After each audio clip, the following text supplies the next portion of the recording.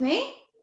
So for those of you who don't know, my name is Kayleen Harrington. I've recently joined the Norfolk Chamber of Commerce and I'm looking after their full event offering. So I really hope that you're enjoying our virtual offering and thank you again for attending this afternoon. I'm extremely excited to let you know that we have launched our brand new recovery program, Virtual Events, which support businesses to restart, rebuild and renew.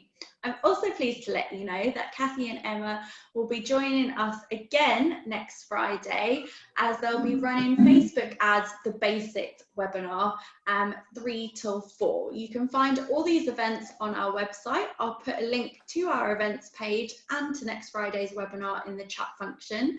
So feel free to view these after the webinar and book on any. They are completely free to attend and open to members and non-members for the webinars. So you've got a Facebook page, so what's next? How do you make sure it's a place where your customers can engage with you? Facebook is the world's most popular social networking site, but how do you use that popularity to reach your target audience?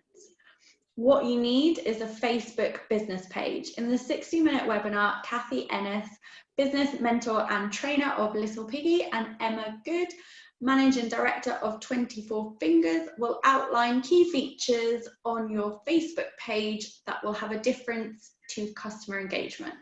You're welcome to ask them questions during the presentation. There'll also be a live Q&A afterwards, so please use the Q&A function when you have any questions. Kathy, over to you. Thank you very much, Kayleen, and thank you very much, everybody, for being here today. Emma and I are really pleased to be back with the Norfolk Chamber for this session. And this is going to be a very broad brush. I will say that right at the beginning, simply because the topic, we could spend days talking about this topic, and in fact we have in the past, so we won't go there. So it is a broad brush, so please do ask questions. We will try and leave some time as much as possible for the Q&A at the end, and also if you do want to catch up with either of us after the session, we'll make sure that you've got our contact details, so please do that. Emma, do you want to say hi as well? Yeah, thanks Catherine, thanks Kayleen for the opportunity to come over all the way from Essex to Norfolk Chambers today. Great to be with you. My name is Emma Good. So I have a social media agency called 24 Fingers. So we help businesses that are all fingers and thumbs with their social. Business owners are told nowadays they've got to be posting every day on every single platform. We help demystify that myth and also introduce best practice and optimization. The algorithms change frequently, it feels like daily at the moment. So we help translate all that algorithmic stuff into plain language and help businesses get more out of their social. Okay. Thanks, Emma. I'm just going to share my screen now, folks. So may the gods of the internet make it happen. So I'm just looking for my presentation, which has disappeared off my screen. So I shall just go and hunt for it. So here we go. It should be there. So while Kathy's doing that, Kayleen, are you going to be doing a workout tomorrow morning? Are you having a line with you? You're welcome to join us, but I was planning to, but I got a message today saying that my class was cancelled, so I'll probably do my own workout at home and stretching. I mean, I haven't stretched properly for a few weeks now, and I've definitely noticed a difference. So yeah, stretch, very important. Ah, the joys of Norfolk and the internet. I am now here in full living colour, even though I did actually do this a lot earlier. The internet gods decided that it wouldn't let me do it, so here we are back again. I just want to throw in here why you're seeing this concept of 24 degrees, as Emma and I have both introduced ourselves as our individual companies. We do operate our own businesses, but when we come together to work together, we work under our joint business, which is 24 degrees, which is a business where we're looking at working with business people, but we're really looking at empowering budding entrepreneurs from 17 to 70 and beyond. So we work with young people who are looking at starting a business, but we're also working with maturepreneurs who are maybe starting a business for the first time. So that's what 24 Degrees is all about. And again, if anybody wants to find out more about that, please just do get in contact. We'd be more than happy to chew your ears off and bore you senseless with as much as we've got about that. So that's why you're seeing that there on the screen. I just want to say, you know, this is us, as I said, and you can see it is who we said we are. So we're not imposters of any sort. What I want to do, the first thing I want to us to cover is this idea about who's using Facebook. I'm going to pass over to Emma for this, because she's the social guru. I'm the planner and strategy person, but she's the person that actually makes all the magic happen. Thank you. No pressure, no pressure. So as Kathy said, Facebook is one of the biggest tools a small business owner can use. 71% of the population use it, 40 million users in the UK alone, let alone global user base. It's absolutely huge. And from a social media platform point of view, it's actually the cheapest way you can get eyeballs on your products and services. At the moment, you can get somebody to watch a video view for about a penny. You can get somebody to your website for a link click of about 20p. So it's really cost effective when you compare it to things like Google advertising or TV or radio advertising. However, it needs to be used carefully and strategically, and I know Kayleen said that we've got our Facebook ads workshop coming up.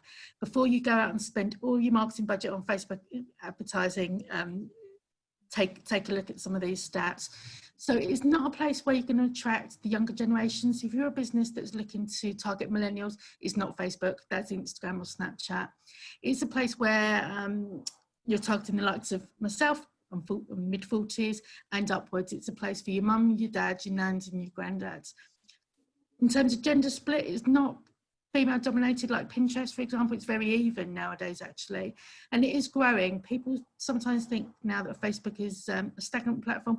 It's not stagnant, but it is changing. And what's changing about it is a few years ago, you'd create a Facebook business page, you'd put up a post, you'd put a link to your website, and you would get traffic relatively easily. Nowadays it's not like that, because Facebook are making so much money out of people spending advertising money within their platform. They can't fit in all of the posts that businesses post on Facebook. So what they do, they put preference on the people that are paying. So what that does is the people that don't pay get squeezed and squeezed and squeezed. And when you hear the words organic reach, i.e. putting a post on Facebook for free and getting it seen by your audience, you'd have seen that percentage go down and down and down over the years to now it's 0.0001%. So if you've got 100 people that like your Facebook page, one person, less than one person, will consistently see your posts. That's quite scary, and that's why Facebook business model is all about you topping that up with advertising spend. Kathy and I are going to be talking about how to circumnavigate that shortly in a few slides' time. So don't write off Facebook is my takeaway on this slide. Don't write it off, but make sure you're working with the algorithm. The algorithm wants you to build a community, it wants you to build groups, and it wants you to post content that makes people stay within Facebook. So whereas before you'd put a post up that sent somebody to your newsletter, to your website to go and check out your latest offer, that works against their algorithm now. They want you to share stuff that creates opinion, creates chat, creates talk and noise, and that's the way to work within their guidelines and get rewarded, and we'll come on to examples of how to do that shortly. Yeah, and I'll just throw in there, I've been working with Facebook on something called the She Means Business program since 2017, and one of the things, as Emma said, I've noticed is this massive decrease in the amount of organic reach with any form of post. And again, just to reiterate this thing, if you're putting anything on Facebook, put it on Facebook so people stay in Facebook. Don't put stuff on there where you send them off somewhere else, because if organic reach is only getting you in front of one person in 100, when you start actually doing that, you might be getting to that person's left toe, because basically Facebook will be suppressing that kind of content. And it is one of the easiest ways to actually start alleviating that is through ads. And I know we're covering that next week, but I do want to put in here that if you are seriously considering using Facebook as part of your marketing, then you will have to put some ads revenue behind it. It's not going to happen organically. And just on that, there's been a shift to people asking their friends and families to like pages and share pages. What we want to do as business owners is to create a pipeline where strangers, people we don't know, are interacting and engaging with our posts. We can't rely on our friends and families forever, and we're going to be talking about some of the ways that we get that to happen shortly. Yeah, and I will say that Facebook knows it's your friends and family, by the way, and it won't do you any good. So it's probably not a win-win situation on any point of view. Okay. And it's not a long-term strategy. Like, I get tens, 20 number of invitations every day. Like my page. These people haven't checked if I'm actually interested. It's just a way of building numbers. But what we're talking about today is actually building real fans and people that are actually going to buy your products and services. Yeah, it's better to have 10 people that are really engaged with what you do than 10,000 people who don't care. That's the bottom line. Emma, did you want to carry on with this one then about the getting the most out of the platform? Cool, thanks. So, as we said before, 71% of the country are using Facebook, but that doesn't mean to say that we want to advertise and promote our products and services to all of them. We need to drill down to find our ideal client.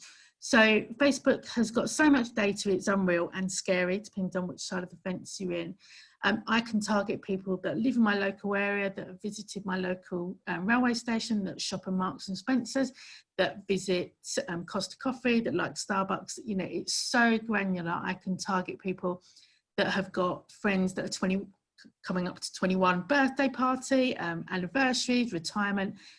There is nothing that Facebook don't know about us. And from a local business owner point of view, to get in front of the people you want to get in front of, if you know some demographical, gender, age, lifestyle targeting information around them, you can absolutely use Facebook to target them.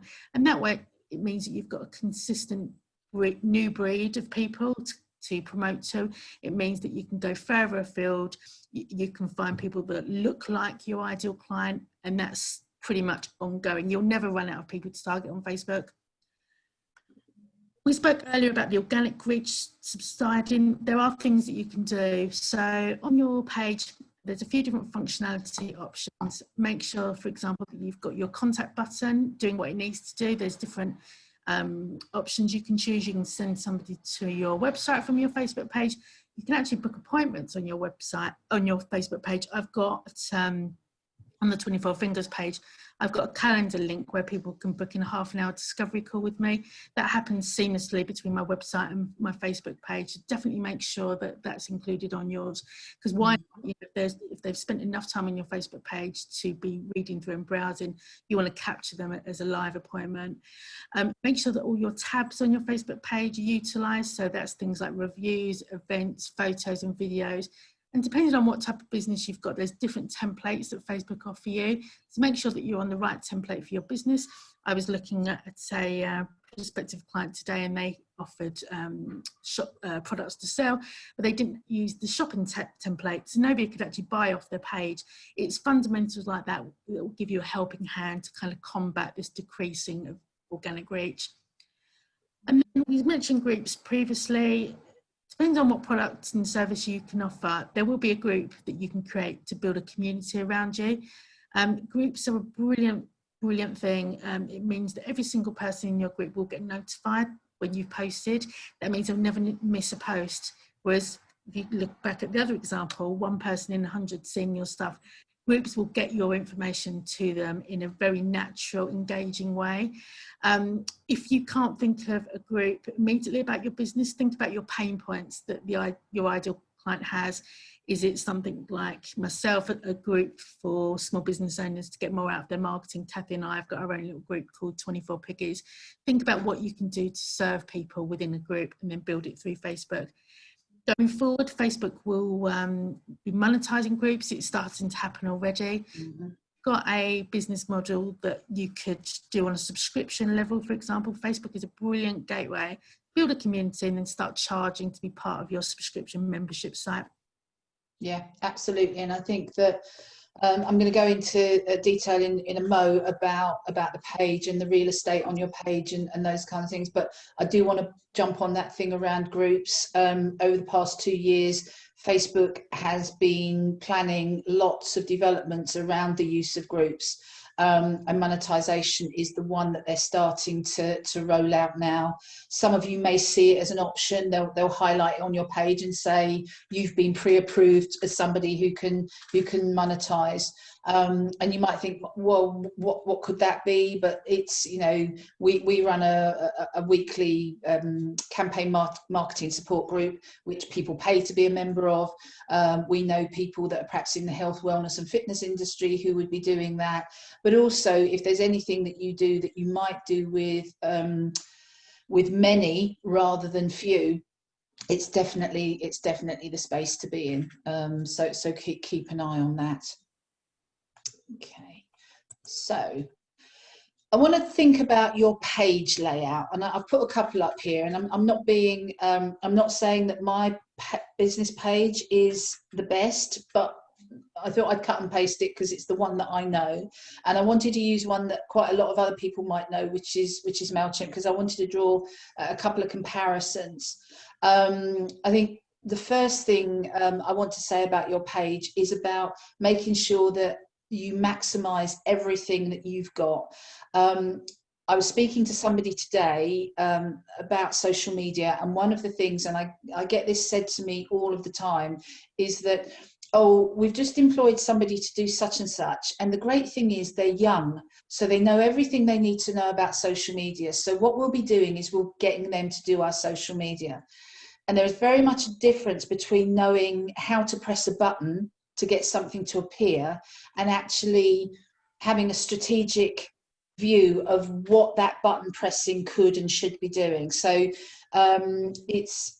you have to actually understand social in terms of its marketing potential and its business growth potential, not just the fact that somebody knows where to go and get an image and can write a couple of really interesting sentences. So that's just a plea I want to make for people who are spending a lot of time and effort and energy and getting nowhere. And often it's because the way that they're posting isn't working for them.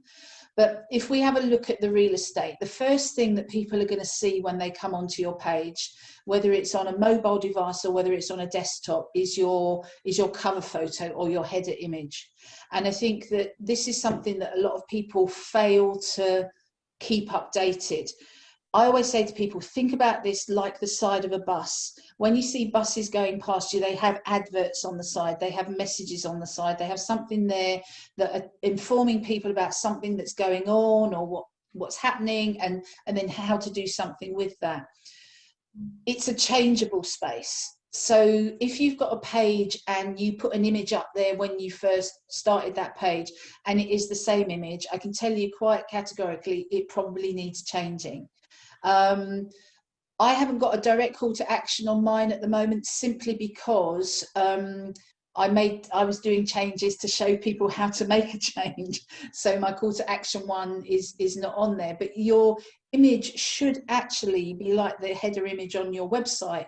It should be getting people to do something.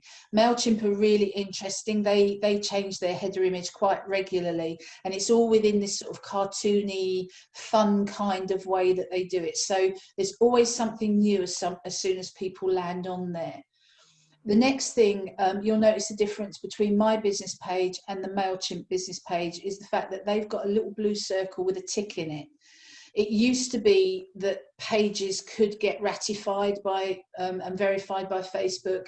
I used to have a little grey circle with a tick in it, but they took it away from us mere mortals. But what you will find is that large organisations or organisations with credibility in terms of Facebook's eyes will always have that circle with a tick in it, so it's a trust mark.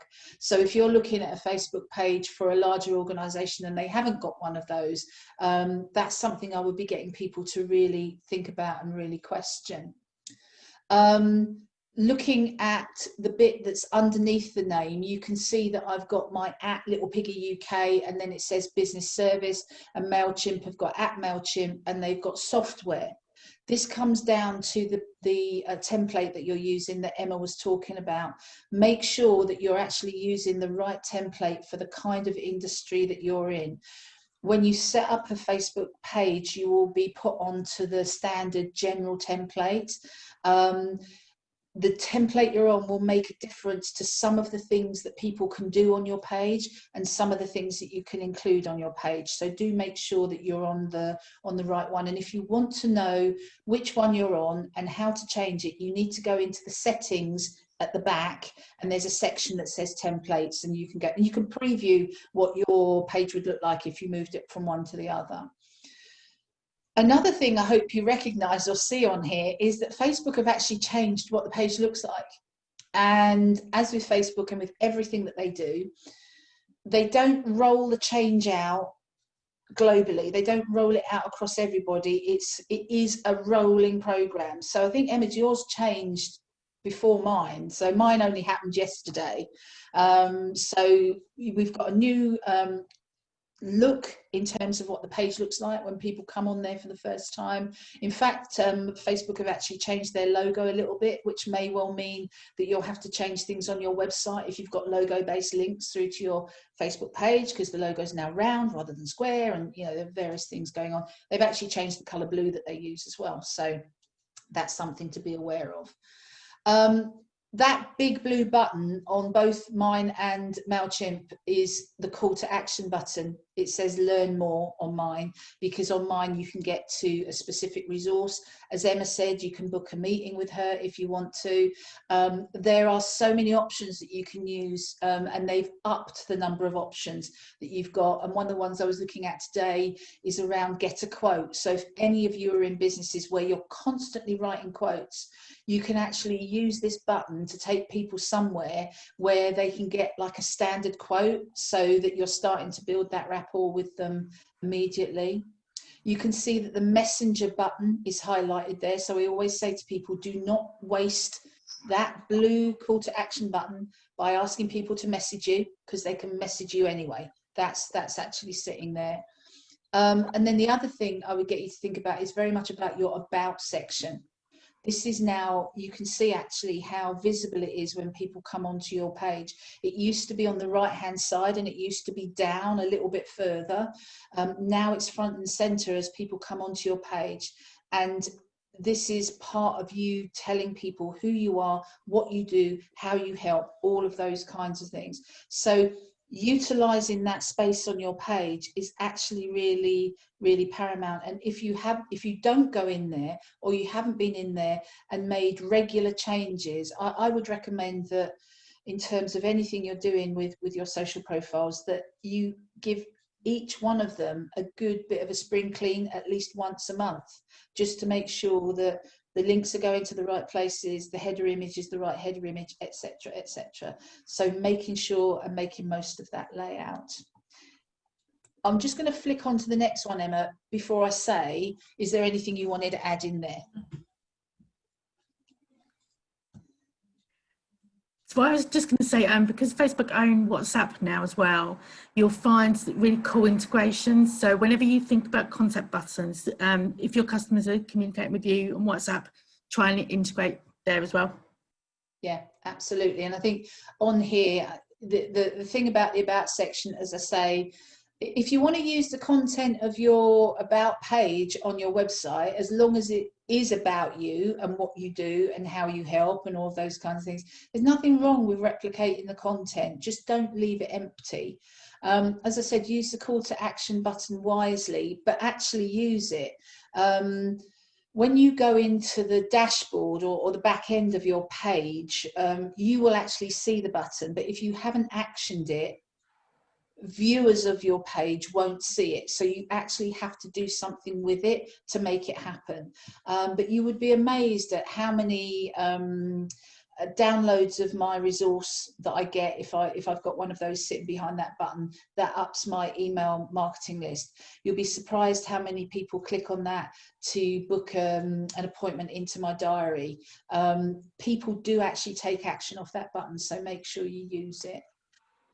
The thing that I'm really loving, and haven't got myself to grips with them yet because they've changed again just slightly recently, is that basically Messenger on your Facebook page, and actually Messenger generally on your website as well, is turning itself into a chat bot. That's the only way I can describe it. So what you can actually do on Messenger on your page is, if there are commonly asked questions, you can actually have them there so that people can click on it as a question, and your commonly answered answer comes up immediately, so that you're communicating with people before you even communicate with them. So I would definitely get people to go and check that out, because that is a really interesting development. And as I say, there is an option for you to actually put that onto your website as well. So if you're not chatbotty person, you haven't got one, you can actually use Messenger in that way. And the other thing that I wanted to highlight was this concept of the pinned post. So if there's something that you're doing, or something that you really want to bring to people's attention, or something you're proud of, maybe you've won an award or something like that, pin that post to the top of your page, so that along with your about section and your header image are giving people that visit your page perhaps for the first time something really good to hook into. It's a really useful method, this pinning of the post at the top. If you've got a particular product or service that you're promoting at the moment, if you've got a workshop going on, if you've got something starting, do a post and then pin it to the top, and it will make a really big difference to how people engage with that post going forward. Anything you wanted to add there, Emma? No, absolutely fine. And I was going to say, with the Messenger auto replies, you can also do that in advertising as well. So if you're away from your desk or your phone, you can start building up that kind of customer engagement and nurturing even when you're not present on Facebook. Yeah, absolutely. So all of these things have been developed by Facebook in order to make Facebook a place where people come and stay. And that's why they are putting problems in the way of people that are sharing stuff that send people out of the platform. So I have a client who, even with my whip cracking, still insists on putting posts on her page that are just hyperlinks out to somebody else's content, and can't understand why nobody's engaging with it. And it's because nobody's seeing it, because as soon as you get it so that it goes out somewhere else, Facebook are suppressing it, basically. So. I was going to say as well, for those of you that have got physical products, you can also include a Facebook shop within your page as well, and you can even take payment through Facebook rather than your website. So like Kathy said, just to reiterate, you know, they want you to be within Facebook from browsing through to payment. Yeah, and that's increasingly then copying into Instagram. I know that's slightly a different thing, but because they're all part of the same family, Facebook, Instagram, Messenger, WhatsApp, they're all starting to coalesce. So it's scary sometimes. So Emma, can I pass over to you about content, Queen of Content? Absolutely. So when business owners come to Kathy and I, they say, oh, you know, I'm just running out of ideas and I'm spending so much time trying to plan my content. By the time I start thinking about it, a day's gone, I'm no further forward. So Kathy and I have got this big thing about making it realistic and making it easy. None of us want to be spending 24 hours a day on this stuff. Even Kathy and I don't, and you know, we do this for a living. It's really top tips and hacks really about how to create content easily, quickly and cost effectively. Think about the last 4 questions your customers ask you. Are there typical things that people ask you time and time again? So for mine, for example, it's things like how many hashtags can you use on Instagram? Where do you find Instagram hashtags?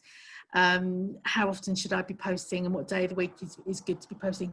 that could be 4 really typical posts that I could put up on Facebook really quickly. So the next time somebody asks you something on a discovery call or in a meeting or in a client briefing, think about those questions and write them down. I guarantee you, before you know it, you're going to have a whole month's worth of posts just like that. From an algorithmic point of view, Facebook wants to see people liking, commenting and sharing your posts. And the easiest way to get somebody commenting on your post is to ask someone what they think, because as ego-based creatures, we love sharing our own opinions. So in any business, there'll always be stuff around, what do you think? Should I bake a vanilla cupcake or should it be chocolate? It really doesn't need to be more complex than that, and people, trust me, will share what they think. Actually, you don't really care what the answer is, but from an algorithmic point of view, it's going to give you a boost. So one of our most popular posts last year was, it was National Cream Tea Week. Now, National Cream Tea Week has nothing to do with a social media agency, but what we do, we tap into trending posts, and it was that week, so we knew that the hashtag would be trending. So we put out a post to ask somebody whether it was cream or jam first. Now, obviously the answer is jam, but we had about 100 people take time out to comment on our Facebook page that it was cream or jam. I don't really care whether it is cream or jam, but I do care that Facebook see me as an active, engaging social media agency, and therefore they're going to reward that with increased reach. So start thinking about yes or no answers, colour answers, taste answers, anything like that that you can grab an opinion on. And again, from an algorithmic point of view, and this is especially true on Facebook and Instagram, you'll get rewarded if you reply to comments and go and leave comments on other people's non-competing pages. So that builds up a conversation. So if somebody's taken the time and effort to leave a comment on one of your posts, make sure you reply and keep the conversation going, because every time you do it, a little signal goes off in Facebook's head to think, that post is engaging, therefore more people need to see this post, I'll share it, and your reach will increase. And then if that's happening, you're getting good engagement, then apply some advertising budget to get it to those target ideal clients that we mentioned earlier. Yeah. Well, and I just want to say here, sorry, Kathy. That's okay. Be social. Yeah, Kathy put it on the slide. Social media is social for a reason. It's a two-way conversation rather than us just like preaching out. Because when we do preach out, we lose the opportunity to get back in as well. Yeah, and I just wanted to say in there about content is that it can be fun, but it does need to be relevant as well, in the sense that, you know, Emma said that one of her most successful posts was about English Cream Tea Week, and it is definitely jam first. And I said that. It's what we're looking at there is the fact that it might not seem that it's to do with a social agency, but it is, because a social agency is about being social, and it is about showing people that, you know, the trends are something that you do need to tie into. So from my point of view, one of the key things about any content that you're creating, it needs to be true to your business, it needs to be relevant to your business. I mean, we had a situation recently with somebody doing some posts for a will writer, which to say that they were not relevant was actually complimentary, and that person wondered why they weren't getting any traction. And I think this is it. Personality needs to come into here. It's not all, oh, you know, we're an accountancy service and we do accounts. It's about, you know, oh my God, it's like that time of year again, and pictures of paper all over desks and that kind of thing. So it is about showing the personality of your business, very much so. Kathy, you touched on something about trends. I have a lot of clients come to me and say, I've been doing social media for about 6 months, it's not working. And when I look at their posts, I would bet my bottom dollar that a lot of it's going to be around Hump Day Wednesday and Happy Friday, and trends that aren't relevant to their business. So when we look at trends and we look at all the hashtags and we look at the national days, use them if they're relevant to your business or if there's an angle for you. In my business, we create a freebie calendar that's got all of the national days in October, for example, and if you connect with me after, I can send that to you. I would probably use about 10% of those national days because the others just aren't going to be relevant. So don't just jump on a social media trend because it's a trend. Think of what the business objective and business strategy is around that post, and just because it's Wednesday, we don't need to say Hump Day. Yeah, and this comes into the Bear in mind. little and often, if that's what you can manage. All of this is around what you can manage. There is no rule that says you have to post every day. If you can manage twice a week, then make 2 good posts a week, but make sure that you do 2 a week. No feast and famine, because again, that's anti the algorithm. They'll know that you sort of dip in and dip out, and that will actually have an impact on you as well. So, you know, it's much better to say, I know that I can manage to do 2 things a week, and I will do 2 things a week for 52 weeks of the year. Okay, I'll give you a week off at Christmas, let's say 51, than, you know, spending October doing something every day and it being weird and wacky and wonderful, and then we don't see you in November. Okay, so do be aware of that. I think that sort of leads us on then, Emma, to the next one, which is around what are we going to share? Yeah. Because again, everybody thinks that maybe it's a picture with some text, or it's a YouTube video. So I'll let you pick up on the YouTube video bit. Okay, so here's just 9 ideas that each of us could create really quickly and easily. And I just want to touch on lockdown. We had a lot of calls at the beginning of lockdowns. Kathy and I'd say, you know, I can't get out, I can't meet my customers, I haven't got my physical shop front anymore. I would say, especially through the pandemic, the more pictures you can get of yourself and you doing what you do in your day-to-day job, the better. If that's selfies, if that's a picture of you working at your computer, if that's a picture of you packing stuff up to then be shipped out of the business, please do it, because people buy from people. And I will guarantee you, the minute you put up a picture of a face, or a dog or a cat, but mostly a face, your engagement and your organic reach will absolutely improve. So definitely think about how you can get you and your personal brand in the business. Articles, the stuff that you've got on your website, yeah, chunk it down. On a 500-word article, you should be able to get around 5 to 7 long paragraphs. Put each of one of those long paragraphs and create a Facebook post about that. It means that you've got your social media covered for the whole week just from using one blog. And obviously that can be repurposed in different ways. We suggest creating infographics, so pictures, pictorial displays of a lot of data.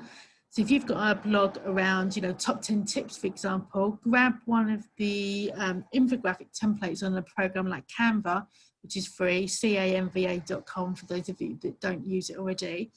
Pop all that data from an article in an infographic, display it as a picture, and again, that's another social media post that can be just reused and repurposed. For those of you that hate it, I'm really sorry, but videos are outweighing everything by far. So in terms of algorithmic order, would go videos, images, text, and then website. So please, please, please, even if it's just a 60-second clip about you talking about your area of expertise, do, if you can, try and create regular videos. I'm not forcing you to go live at the minute, but again, the algorithm's going to reward you for doing a Facebook Live over a pre-recorded video.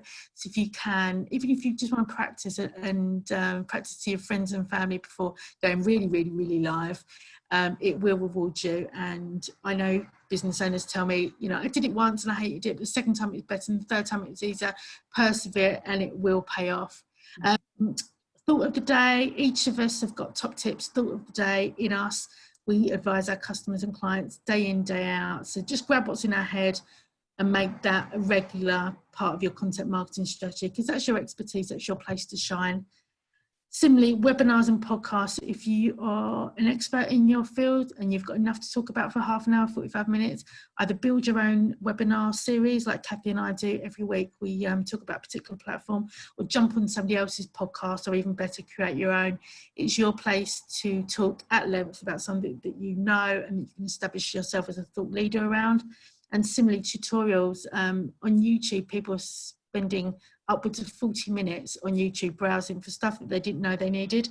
If you can create cool YouTube videos displaying you doing what you do or talking about what you do best, you will get a huge SEO value and huge traffic. Little word of warning, if you have created a YouTube video and you've got your YouTube link, don't pop it onto Facebook because they absolutely hate it. Instead, download the video file. It usually downloads as an MP4 file. use that video file and pop that natively into Facebook. So you upload the video rather than YouTube link, and again, Facebook will reward you for that. I'm just going to repeat what I was talking about with the articles and the splitting. So typically, if you've got a 500-word article on your blog or your news section on your website, really roughly that's going to be about 5 paragraphs long. So what you could do, you could use a section of that blog or article on your Facebook page every day of the week, and that would give you a week's worth of posts, and you could swap the image out, you could mix up the order, you could mix up whether you do an illustration or an image or a video, for example. But start thinking about how you can repurpose the content that you've already either written or paid to be written, because you can absolutely rinse and repeat, and that's something that Kathy and I really advocate. For myself, we post on a good week, we can probably post about 50 times a week. I'm not suggesting that anyone else needs to do that, but the amount of content that we've got, it makes our content planning done in about an hour and a half for 50 posts, because we've got this system, and trust me, that really takes away the pressure and less grey hairs. Yeah, and I'll add in there, Emma and I work from this place where we know that business people are stretched and that they're delivering their expertise. So we have this philosophy of write it once and use it many times. And a lot of this is around making sure that you've got good blogs on your website, so that's great for your SEO, but then milking that blog for all of its worth, because that then can actually form the basis of every bit of social that you put out during the following week. So you're not having to reinvent wheels all of the time. So and if anybody wants to talk to us about how we do that, please just do get in contact, because I'm conscious that we want to answer some questions for folks as well. So I'll just pop into this section and give Emma just a couple more minutes, because Insights, my favourite place on the Facebook page, to be quite honest.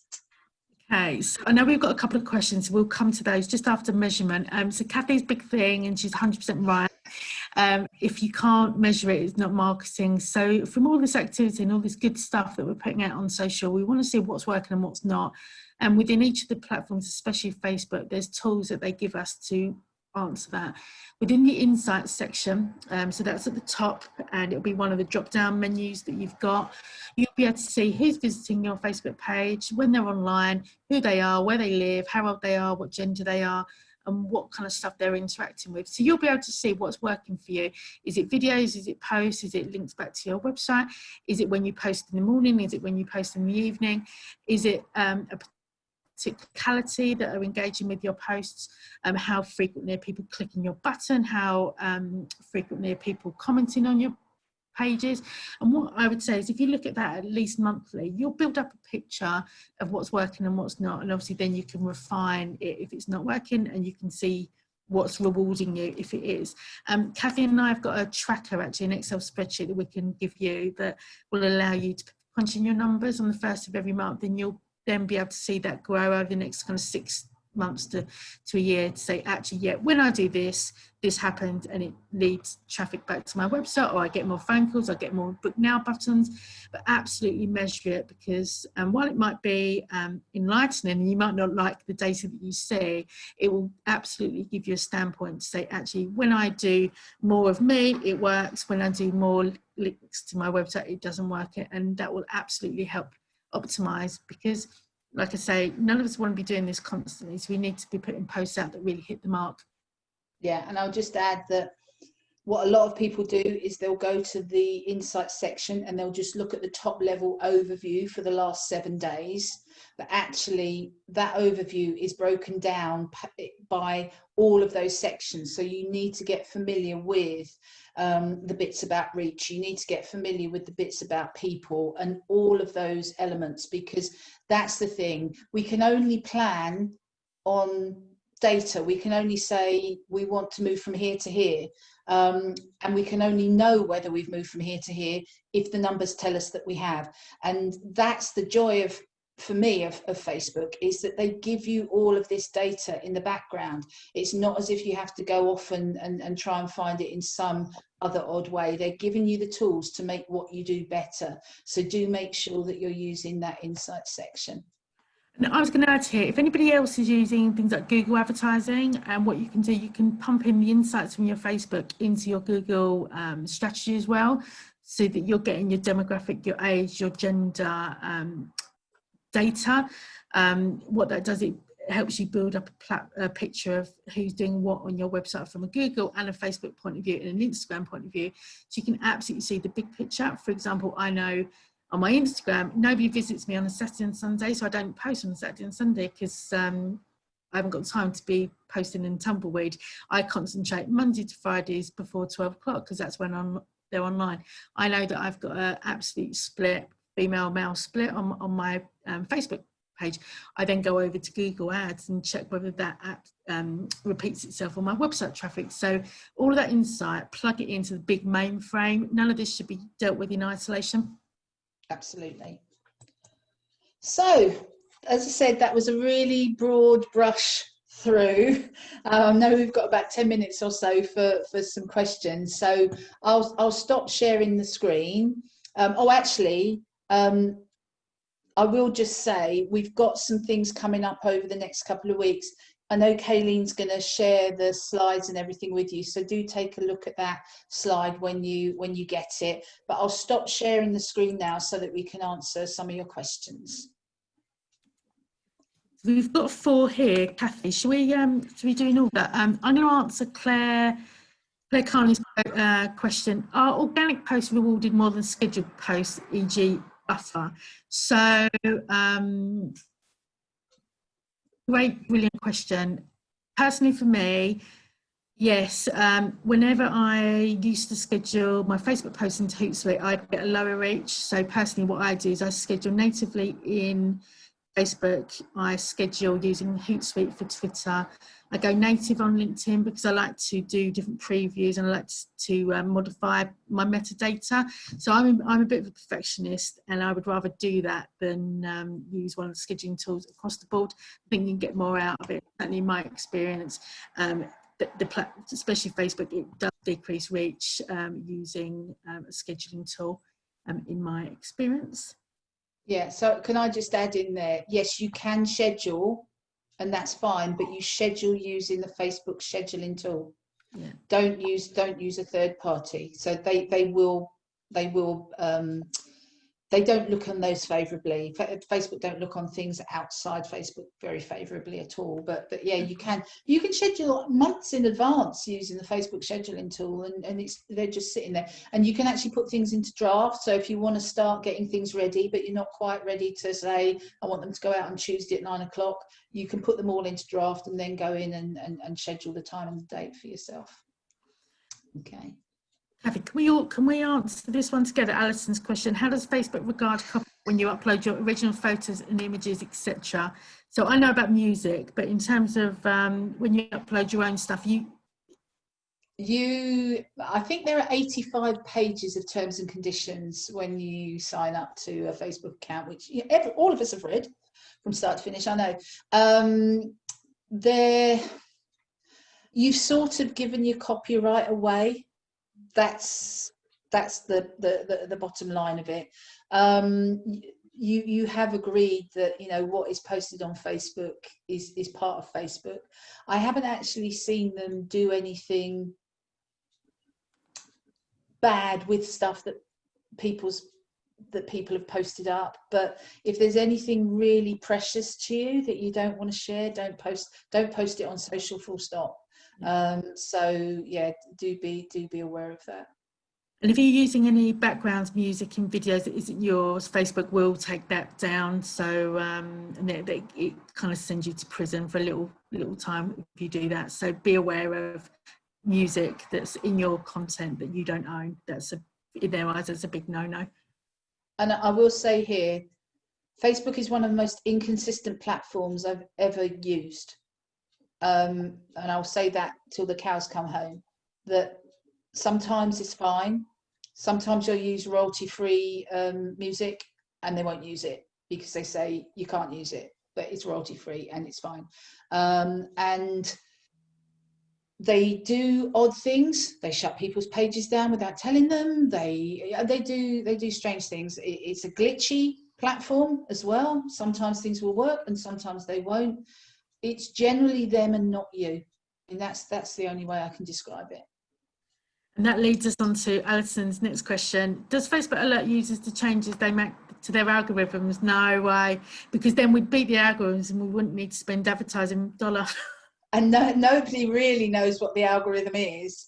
And if anybody found out that wasn't part of like the higher level of Facebook, they'd probably shoot you, to be honest, because it's worth so much money. If people could work the Facebook algorithm, they would be quids in. So no, definitely not. Yeah.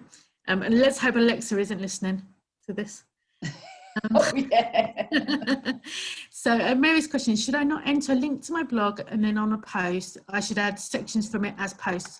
So I would personally use look on your website as one post, but don't put the link in as a straight click this from Facebook and go to my website. What I would do is put the link in to a post, take away the preview, and then add in a photo. So Facebook think it's a photo, but actually it's a link to your blog, because that way you circumnavigate the whole linking out to a website issue. And then so that would be day 1 or post 1. And then from posts 2 to 8, I would then separate that one article into 7 different ideas and then sporadically use those posts as well. So one as a main post, and then separate 7 ideas or 7 sections as your next 7 posts to give you maximum repurposing.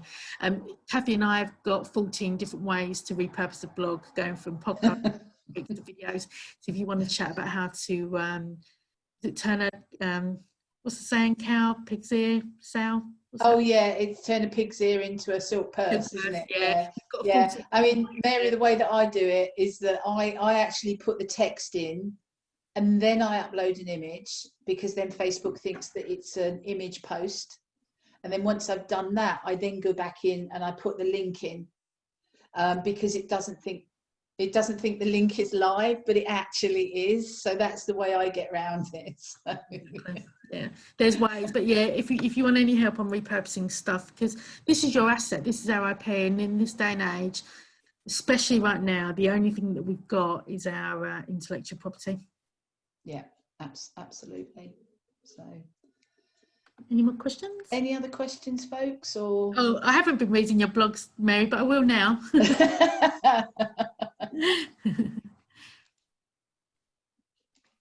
Yeah, that's fine. Oh, you answered the one from Jenny, didn't you, that was in the chat? Yeah, that's fine. Yeah, that's okay. So have you got any questions for us, Kayleen, or has anything cropped up that you weren't aware of, or maybe the chamber needs to know about? Oh, we do. There's a lot. We do need to look at our Facebook page, I'm not going to lie. I mean, I didn't know we had one until about a month ago. So this has been very helpful for me, and I will have a look at ours. And I've made notes. I'll also contact you, because it'll be nice to include out to everyone the tracker Excel spreadsheet that you mentioned, as well as the National Day calendar. I think that will be useful for people, along with a copy of the presentation. So as mentioned in the chat, I'll share it on Monday. I'm sorry, I want to go home at 4:30. I'm sure no one really wants to, well, you might want to look at the presentation, I'm sorry. But I promise I'll share it Monday morning with you. And then I'll get the recording to you as soon as I can. Our IT guy, though, is off all next week, so it'll be the week after. I'm sorry, but I should be able to get both of your recordings, so for today and next week, out then the following week. So yes, apologies, but as you know, we all have lives and sometimes they need to go first. So I think there's another question that's come in. I'm just replying to Jenny. Jenny said she's a bit confused about putting the links to the website. What I'll do is, I'm happy to talk that through, Jenny. I'll pop in my email on the Q&A, Emma at 24 Fingers, and if I show you on screen, it might be easier. Yeah, absolutely. I'm conscious that I've been on Zoom as well from like 7 this morning. It's now. So, yeah, I think the screen share would be good. Yeah, absolutely. Well, it's Friday afternoon, the sun is shining. We just want to say thank you so much for joining us for the last hour. I know I've found it really useful, so I'm sure everyone else has. I don't know if you want to say a final goodbye. Also, just a reminder that Kathy and Emma will be joining us again next Friday at 3 o'clock this time, 3 till 4, about Facebook ads, the basics. So I don't know if you just want to final farewell. Yeah, so I'll take the opportunity to say to Tart, thanks very much to the Chamber for inviting us along to speak to you. We love doing these kinds of things. I hope that you can see how, I don't know, sadly excited we get when we talk about these things. Maybe it is sad, especially as it is a Friday afternoon. But we really appreciate the opportunity to be with you in these sessions. Hopefully we'll see some of you next week. And if you haven't done so already, reach out to us in other ways, and let's connect and let's be social. Yeah. Perfect. Well, thanks everyone, and hopefully we'll see you all next Friday. Take care. Bye all. Bye.